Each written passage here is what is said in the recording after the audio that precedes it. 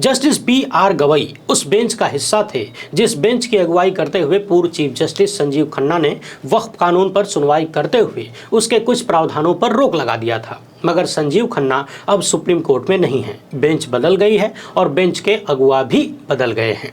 वही supreme court के chief justice भी हैं। वक्फ कानून जस्टिस बी आर गवई के चीफ जस्टिस के रूप में कार्यकाल का पहला सबसे बड़ा केस है और गवई जानते हैं कि सुप्रीम कोर्ट के पूर्व चीफ जस्टिस संजीव खन्ना ने वक्फ कानून पर याचिकाकर्ताओं को राहत दी थी, वो भी दूसरे ही दिन। मगर अब वो कह रहे हैं कि वक्फ कानून पर अंतरिम राहत चाहिए तो फिर ठोस सबूत लाइए, क्योंकि संसद से पास हुए कानून के पास संवैधानिक होने की धारणा होती है। धारणा सवाल यह है कि पहली सुनवाई पर जिस तरीके से सुप्रीम कोर्ट ने अंतरिम राहत दी थी तो क्या वो सिर्फ केस की सुनवाई के लिए थी या फिर ठोस सबूतों के आधार पर थी? क्योंकि तब सीजेआई संजीव खन्ना ने मोदी सत्ता से तीखे सवाल पूछे थे कि क्या सरकार का इरादा हिंदुओं के धार्मिक मामलों वाली कमेटियों और बोर्डों में दूसरे धर्मों के लोगों को शामिल करने का है। और जिस तरीके से संजीव खन्ना ने सरकार से सवाल किया उसके बाद उम्मीद बढ़ गई थी लोगों की कि सरकार सुप्रीम कोर्ट में घिर गई है और सुप्रीम कोर्ट वक्फ कानून की संवैधानिकता को पूरी ईमानदारी से जांचेगा।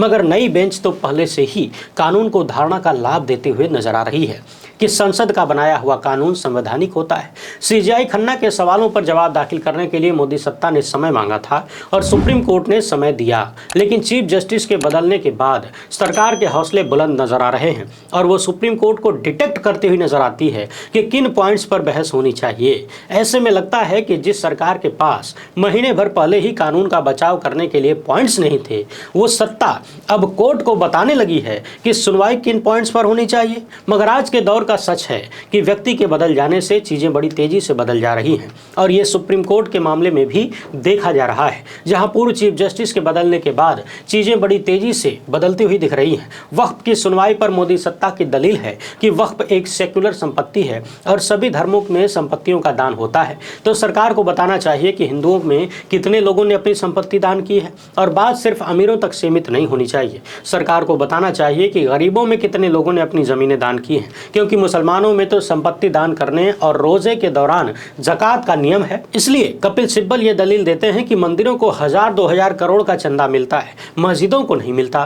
तो चीफ जस्टिस कमेंट करते हैं कि दरगाह को तो चंदा मिलता है और उन्होंने अपनी आंखों से देखा है। मगर यहाँ पर चीफ जस्टिस भूल जाते हैं शायद कि अगर सारे धर्म समान होते, सबके नियम और परंपराएं एक जैसी होती, तो फिर कोई भी धर्म अलग क्यों होता, सब इकट्ठे होते और धर्म का मसला कभी सेक्युलर नहीं हो सकता। तो क्या वक्फ मामले में सुनवाई इस दायरे में होनी चाहिए कि हिंदू धर्म में क्या होता है, सिख धर्म में क्या होता है और इस्लाम में क्या होना चाहिए, या फिर इस बात पर सुनवाई होनी चाहिए कि मुसलमानों के धार्मिक और संवैधानिक अधिकारों का उल्लंघन न हो? मोदी सत्ता लगातार ये दावा कर रही है कि उसका कानून मुसलमानों के धार्मिक मसलों में हस्तक्षेप नहीं करता है, तो फिर सरकार हिंदुओं के मामले में किसी मुसलमान की नियुक्ति की पैरोकारी क्यों नहीं करती? पूर्व चीफ जस्टिस संजीव खन्ना के रिटायर होने के बाद justice B R Gavai, justice A G Masih और जस्टिस चंद्रन की बेंच वक्फ मामले की सुनवाई कर रही है, जहां chief justice B R Gavai को वक्फ कानून की संवैधानिकता को तय करना है। मगर उनकी एक टिप्पणी ने कई सवालों को जन्म दे दिया है। पहले ही दिन चीफ जस्टिस ने कहा कि वक्फ कानून पर अंतरिम राहत चाहिए तो ठोस और मजबूत सबूत लाइए, क्योंकि संसद से पारित कानून के पास पहले से ही उसके संवैधानिक होने का बेनिफिट है। और तब सवाल संसद पर उठता है, क्योंकि इसी संसद में वक्फ कानून में संशोधन के लिए विपक्षी सदस्यों के सुझावों को इग्नोर कर दिया गया, उनकी बातों को खारिज कर दिया गया और जिस तरीके से जल्दबाजी में वक्फ कानून को पास करवाया गया, उसके बाद संसद भी सवालों के घेरे में आ गई, क्योंकि विपक्ष ने आरोप लगाया कि मोदी सत्ता का वक्फ कानून संविधान का उल्लंघन है, अल्पसंख्यकों के अधिकारों का हनन है और इसी को सुप्रीम कोर्ट में चैलेंज किया गया है। ऐसे में चीफ जस्टिस का यह कहना कि संसद द्वारा पारित कानून में संवैधानिकता की धारणा होती है और कोई कानून संवैधानिक नहीं है, इसका जब तक कोई ठोस मामला सामने नहीं आता, अदालत इसमें हस्तक्षेप नहीं कर सकती। सवाल यह है कि संसद ने अपना काम सही तरीके से किया होता तो क्या सुप्रीम कोर्ट में याचिका लगानी पड़ती, वो भी 100 के आसपास? और क्या संसद से पारित हर कानून संवैधानिकता की कसौटी पर खरा उतरता है? क्या सरकार का हर फैसला संवैधानिक होता है? इलेक्टोरल बॉन्ड को ही याद कर लीजिए। यह सवाल बहुत बड़ा है और चीफ जस्टिस की टिप्पणी इसके दायरे में देखी जानी चाहिए। सीनियर वकील अभिषेक मनु सिंघवी ने अपनी दलील में कहा कि वक्फ प्रॉपर्टी पर विवाद कभी भी शुरू हो सकता है। संशोधित कानून में ऐसा प्रावधान है कि एक बार विवाद शुरू हो गया तो फैसला होने तक उस प्रॉपर्टी पर वक्फ दर्जा समाप्त हो जाता है।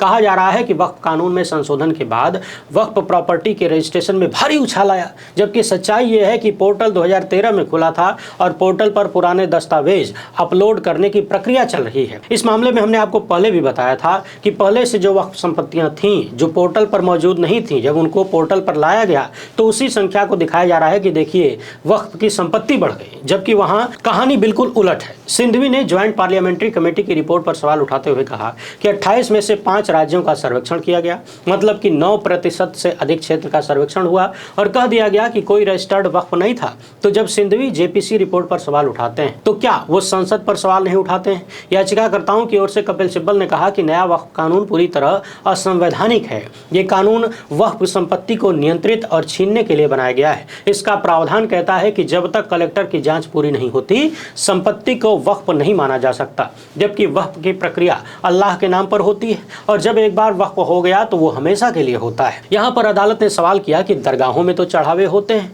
क्या ये संपत्ति की प्रकृति को बदलता है?